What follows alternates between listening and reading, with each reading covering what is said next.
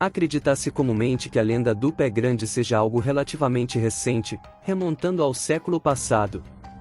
No entanto, relatos de criaturas humanoides semelhantes a ele existem desde antes do descobrimento do continente americano. Vamos explorar um pouco mais essa famosa lenda juntos.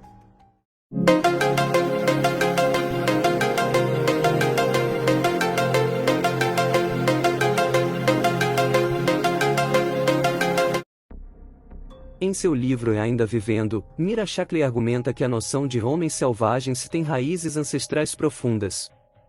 Essas figuras selvagens, em suas diversas manifestações, têm sido parte integrante da cultura e da mitologia de quase todas as sociedades desde que os registros começaram a ser feitos. No entanto, surge a pergunta: como podemos distinguir o mito da realidade?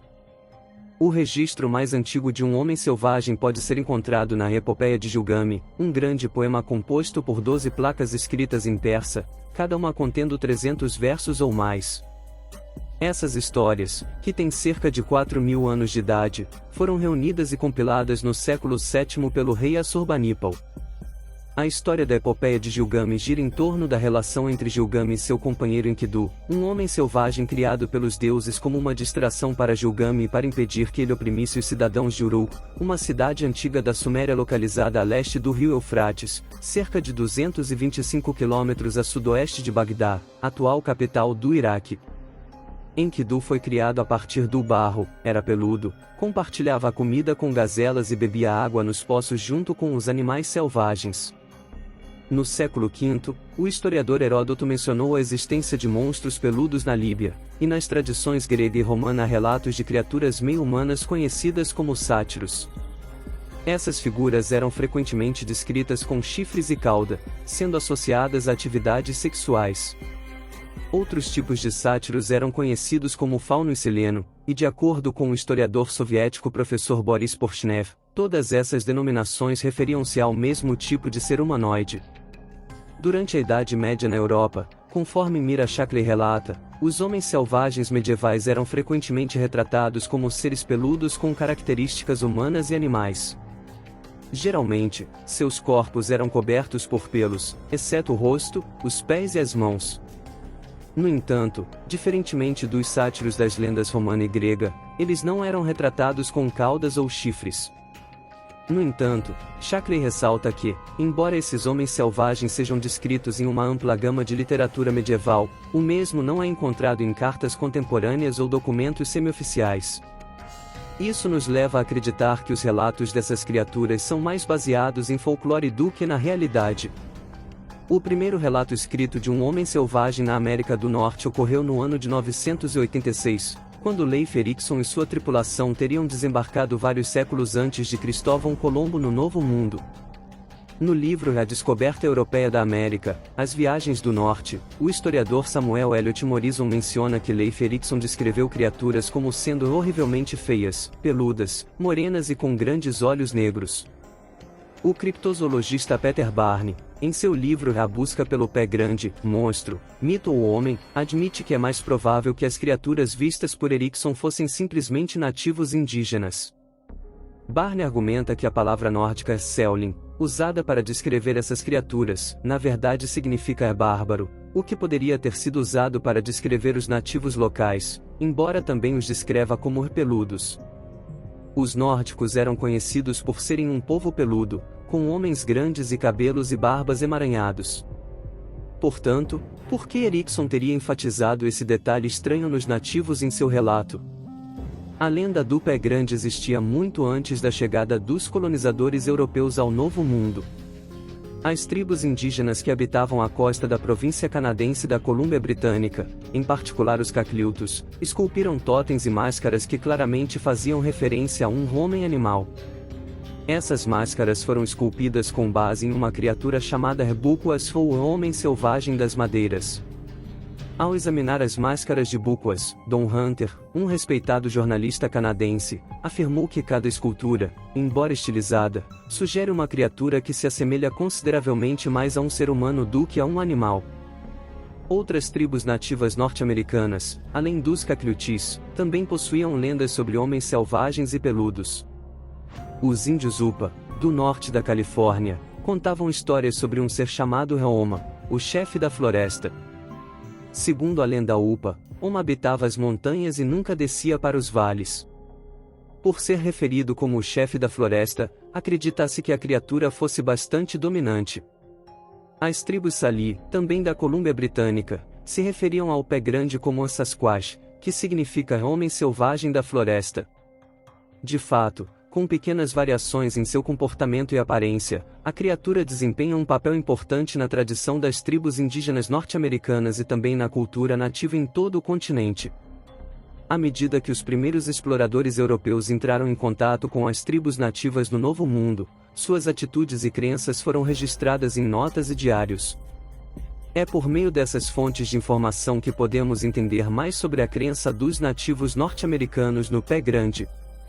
O pesquisador mexicano José Mariano Mozino, em seu livro Notícias de Núcar publicado em espanhol em 1792, escreveu: enquanto isso, o geólogo e explorador inglês David Thompson, em seu diário ao atravessar as montanhas rochosas perto da cidade canadense de Jasper no inverno de 1811, encontrou o que hoje poderia ser chamado de pegadas de um pé grande. Ele escreveu: outro explorador e pintor, Paul Kane, também parece ter chegado à conclusão de que os índios pareciam ter medo de uma raça de criaturas. Em suas anotações de 27 de março de 1847, ele diz: embora a ideia de que o pé grande seja um canibal não seja amplamente aceita, além desse relato de Paul Kane, não há outras referências ao canibalismo. No entanto, isso não significa que a criatura seja inofensiva. Mamíferos têm o hábito de defender seu território contra invasores, e o pé grande não seria uma exceção. Uma experiência terrível envolvendo uma criatura gigante bípede foi relatada pelo ex-presidente dos Estados Unidos, Theodore Roosevelt, um ávido caçador de grandes animais, em seu livro O Caçador Selvagem. Os eventos ocorreram no século XIX e envolveram o brutal assassinato de um caçador por uma criatura que deixará pegadas gigantes. Um experiente caçador das montanhas, chamado Bauman, compartilhou com Roosevelt essa experiência terrível que vivenciou. Na juventude, Bauman e seu companheiro estavam pescando salmões nas nascentes do rio Wisdom, no estado de Montana, nos Estados Unidos.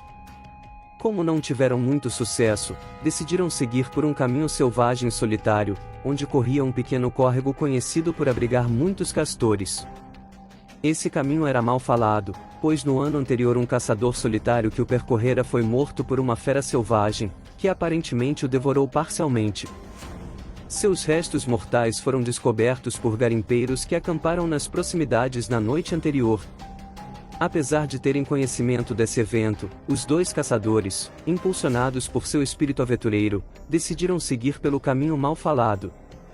Após caminhar cerca de 4 horas pela densa e sombria floresta, eles chegaram a uma clareira, onde montaram seu acampamento e, como ainda estava claro, resolveram caçar.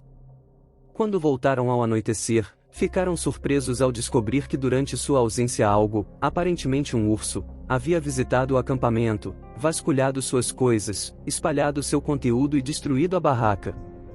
Já era noite. Depois de arrumarem o acampamento e consertarem a barraca, Bauman estava preparando o jantar enquanto seu companheiro examinava os rastros com mais atenção, munido de uma tocha. Ele começou a seguir as pegadas que se dirigiam para fora do acampamento, em direção à floresta. Ele retornou à fogueira, onde Bauman terminava de preparar o jantar, e após alguns minutos observando a escuridão, comentou de repente: Bauman, esse urso estava andando sobre 2 pernas.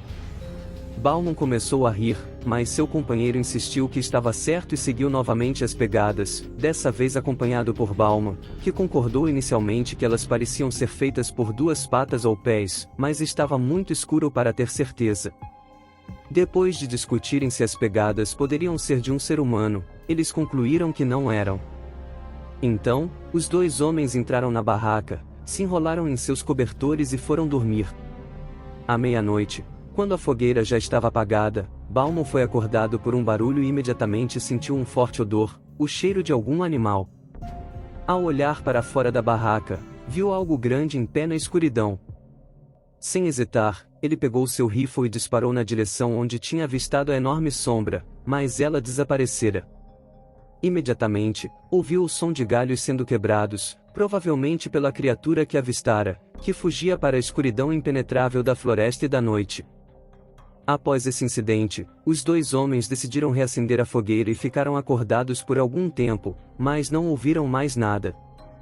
Pela manhã, saíram para caçar novamente, combinando retornar ao acampamento somente ao anoitecer. Ao chegarem ao acampamento, ao escurecer, ficaram surpresos ao ver que a barraca havia sido destruída novamente. O visitante estranho retornará durante o dia. O chão estava marcado por suas pegadas, e os caçadores se certificaram de que quem quer que fosse andava sobre duas pernas. Sentindo-se extremamente incomodados, decidiram revezar-se em vigília durante a noite. Por volta da meia-noite, começaram a ouvir sons vindos do outro lado da floresta. Ouviam o barulho de galhos sendo quebrados, provavelmente pelo deslocamento da criatura, e em várias ocasiões ela emitia um gemido estranho, especialmente sinistro. No entanto, talvez devido à fogueira que permanecia acesa, a criatura não se aproximou. Pela manhã, após discutirem os últimos acontecimentos, os dois caçadores decidiram deixar o local naquela tarde. Durante toda a manhã, permaneceram juntos, recolhendo todas as armadilhas que haviam colocado para capturar castores, mas estranhamente todas estavam vazias. Durante esse tempo, sentiam uma sensação desagradável de estarem sendo seguidos. Ao atravessarem os bosques, ocasionalmente ouviam o som de galhos estalando logo atrás deles, seguido pelo farfalhar de pequenos pinheiros. Ao meio-dia, estavam se aproximando do acampamento, mas ainda faltavam 3 armadilhas para recolher, todas próximas dali. Bauman se ofereceu para recolhê-las, enquanto seu companheiro seguiu adiante para o acampamento a fim de preparar o que faltava antes de partirem. Curiosamente, as 3 armadilhas restantes continham castores, e após recolhê-las, Bauman dirigiu-se ao acampamento. Quando estava próximo à clareira, chamou seu companheiro em voz alta, mas não obteve resposta. Ao chegar ao acampamento, Bauman notou que todas as suas pertences estavam arrumadas. Gritou novamente, mas não recebeu resposta. Ao examinar o acampamento, finalmente encontrou o corpo de seu companheiro estendido ao lado de um grande abeto caído. Correu em direção a ele e ficou horrorizado ao descobrir que o corpo ainda estava quente. O pescoço do seu companheiro estava quebrado, e havia 4 marcas de presas grandes e escuras em sua garganta. As pegadas presentes no acampamento não deixaram dúvidas de que a estranha criatura desconhecida tinha sido a responsável. Bauman, totalmente perturbado e acreditando que a criatura era algum tipo de demônio, abandonou tudo e fugiu o mais rápido possível. No final da década de 1890, perto do rio Chetco, no sul do Oregon, um grupo de 12 madeireiros e suas famílias encontraram uma grande criatura com resultados desastrosos. Acampados em barracas próximas ao rio, ao acordarem pela manhã, depararam-se com troncos recentemente derrubados espalhados pelo chão. Próximas a eles, havia pegadas humanoides gigantes na terra úmida, sendo essas as únicas pistas disponíveis. Como já haviam enfrentado problemas com ursos anteriormente, decidiram seguir as pegadas através da vegetação destruída, até que elas desapareceram. Naquela noite, os madeireiros foram despertados pelos gritos estridentes de algo não muito humano vindo da mata próxima. Um homem pegou um rifle, acendeu uma tocha e se adiantou em direção à escuridão, sendo seguido rapidamente por outros. Em pouco tempo, o homem retornou ao acampamento completamente aterrorizado, balbuciando incoerentemente sobre um monstro peludo de 2,5 metros de altura, com olhos amarelos, mãos humanas e presas nas pontas. Sua descrição causou pânico no acampamento. Na noite seguinte, 2 homens decidiram rastrear e matar o intruso. Carregando uma pequena lanterna e armados com rifles, desapareceram na escuridão atrás das barracas. Momentos depois, aqueles que ficaram no acampamento ouviram gritos, sons de tiros e mais gritos. E então, o silêncio. Uma vez que os 2 homens não retornaram, os demais madeireiros reuniram lanternas e tochas. Disparando suas armas para o ar, partiram em busca de seus companheiros. A cerca de 800 metros do acampamento, depararam-se com uma cena de luta desesperadora. Seus dois amigos estavam quebrados e ensanguentados, com braços e pernas arrancados de seus corpos.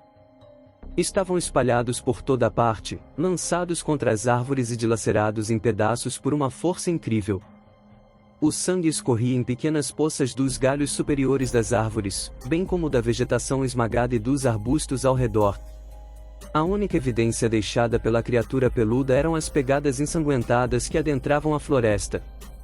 Os madeireiros retornaram ao acampamento e partiram da área no dia seguinte. Nos dias seguintes, caçadores profissionais adentraram a floresta, mas não encontraram qualquer sinal da criatura. Os céticos, sem dúvida, não ficariam satisfeitos até obterem uma prova física. No entanto, quase isso aconteceu em junho de 1884, próximo à província canadense de Lytton, na Colômbia Britânica. Uma estranha criatura foi capturada por trabalhadores que construíam uma ferrovia na região. Essa criatura, meio humana e meio animal, parecia uma espécie de gorila, medindo um pouco menos de 1,40 metros de altura e pesando cerca de 58 kg. Conhecido como Jacko, ele possuía longos pelos negros por todo o corpo, com braços um pouco mais longos do que os de um homem e muito fortes. Jacko aparentava ser uma criatura pacífica e foi mantido em cativeiro em uma prisão local. Após a notícia de sua captura se espalhar, ele foi exposto para visitação pública. Durante a década de 1950, um repórter chamado Brian McKelvey interessou-se por antigas histórias de Sasquatches. McKelvey começou sua investigação consultando jornais da época, encontrando apenas no Daily British Colonist, datado de 4 de julho de 1884, um artigo sobre Jacko. O artigo mencionava o avistamento de uma pequena criatura peluda, uma espécie de gorila, que supostamente foi vista e capturada perto de Yale, na Colômbia Britânica, em 30 de junho de 1884, e mantida em uma prisão local. McKelvey mostrou o artigo ao autor John Green, que já havia escrito vários livros sobre o assunto. Então, Green partiu para a Colômbia Britânica, onde entrevistou um homem chamado August Castle, que tinha lembranças da história de Jacko. No entanto, Castle afirmou que seus pais não o levaram à prisão para ver a criatura. Outros moradores mais velhos da região também se recordavam da história da criatura, mas ninguém tinha qualquer evidência física ou havia realmente avistado Jacko. Mesmo assim, John Green persistiu em sua investigação, em busca de alguma prova. Green encontrou microfilmes de jornais locais da década de 1880 na Universidade da Colômbia Britânica e, por meio deles, descobriu um artigo importante que lançou luz sobre o caso. O The Mainland Guardian, do dia 9 de julho de 1884, da província de New Westminster, mencionava a história e destacava que era um assunto em voga, mas ninguém sabia como aquela história havia surgido. O artigo questionava como o Daily British Colonist poderia ter se enganado de tal forma e considerava isso estranho. No início do século XX, uma nova onda de encontros com o pé grande começou. Um desses encontros ocorreu em 1901, quando um colono chamado Mark King, que estava trabalhando sozinho na ilha de Vancouver, avistou uma criatura chamada de homem macaco por temor dos carregadores índios. King viu uma criatura agachada às margens de um lago, lavando raízes. Assustada com a presença de King, a criatura deu um grito e fugiu rapidamente para a colina. King descreveu a criatura como coberta por pelos castanhos avermelhados, com braços especialmente longos utilizados durante a fuga. Um evento dramático foi relatado em 1907, quando o capitão de um barco a vapor chamado Capilano ouviu gritos vindos de uma canoa com índios extremamente nervosos, que haviam fugido de sua pequena aldeia em Bishop's Cove, na Colômbia Britânica. Eles foram assustados por um homem macaco selvagem que aparecia na praia durante a noite, uivando de forma sobrenatural enquanto procurava por moluscos. Em 1924, ocorreram dois encontros famosos com pé grande. O primeiro foi o surpreendente relato de Albert Austin, que alegou ter sido sequestrado por um Sasquatch e mantido cativo por uma semana. Embora essa história inicialmente fosse considerada uma farsa ou produto da imaginação de uma mente perturbada, todos que encontraram Austin ficaram impressionados com sua sinceridade e suas descrições do Sasquatch, numa época em que havia pouca informação disponível. O segundo caso foi muito violento e envolveu o ataque de várias criaturas semelhantes a macacos a 4 mineiros em sua cabana, em uma área chamada Ape Canyon, no estado de Washington. Testemunhas que viram os homens após o incidente notaram que estavam profundamente abalados emocionalmente, sugerindo que algo realmente assustador havia acontecido. Isso é particularmente significativo, pois os mineiros eram pessoas duras, rudes e experientes, não propensas a mostrar fragilidade emocional ou medo. Em maio de 1950, o experiente alpinista e esquiador Jim Carter desapareceu no Ape Canyon. Grupos de busca vasculharam a área por semanas, mas não encontraram nenhum vestígio. Os rastros deixados por Carter na neve mostraram que ele estava correndo em alta velocidade, como se estivesse fugindo de algo. Vários membros dos grupos de busca relataram a sensação de serem observados por algo ou alguém. Outro avistamento significativo de pé grande ocorreu em 1955, quando William Roy avistou uma fêmea da criatura perto da cidade de Tetejone Cache, na Colômbia Britânica. Esse caso é notável devido ao nível de detalhes que Roy foi capaz de descrever sobre a criatura. Roy estava tão confiante na veracidade de sua história que assinou uma declaração juramentada na frente de um comissário para juramentos, fornecendo todos os detalhes. Em 1958, em uma área remota de Bluff Creek, ao norte da Califórnia, o pé grande se tornou parte do imaginário popular. Os funcionários de um canteiro de obras descobriram pela manhã que seus equipamentos haviam sido mexidos e tambores de combustível de 190 litros haviam sido jogados no chão, como se estivessem vazios. Estranhos rastros foram encontrados, provavelmente feitos durante a noite. As pegadas tinham cerca de 40 centímetros de comprimento por 20 centímetros de largura, com aproximadamente 2 centímetros de profundidade, enquanto as botas dos funcionários mal deixavam marcas no solo. O supervisor do canteiro, Jerry Creel, fez um molde de gesso de uma das pegadas e o levou a um jornal local. O editor do jornal comentou que aquilo era um pé grande, e foi assim que o termo começou a ser usado. O mistério do pé grande ganhou outra dimensão quando, 9 anos depois, em Bluff Creek, Roger Patterson e Robert Gimin filmaram o que alegaram ser uma fêmea de pé grande. Esse filme se tornou a evidência mais controversa da existência do pé grande. Muitos livros foram escritos sobre o assunto e horas de análises foram dedicadas aos 952 quadros coloridos do filme, mas até hoje não foi possível provar definitivamente se é uma farsa ou não. A partir desse momento, o mistério do pé grande nunca mais seria o mesmo. A partir da década de 1970, a criatura se tornou uma pequena celebridade da televisão e do cinema, aparecendo em séries, filmes e comerciais.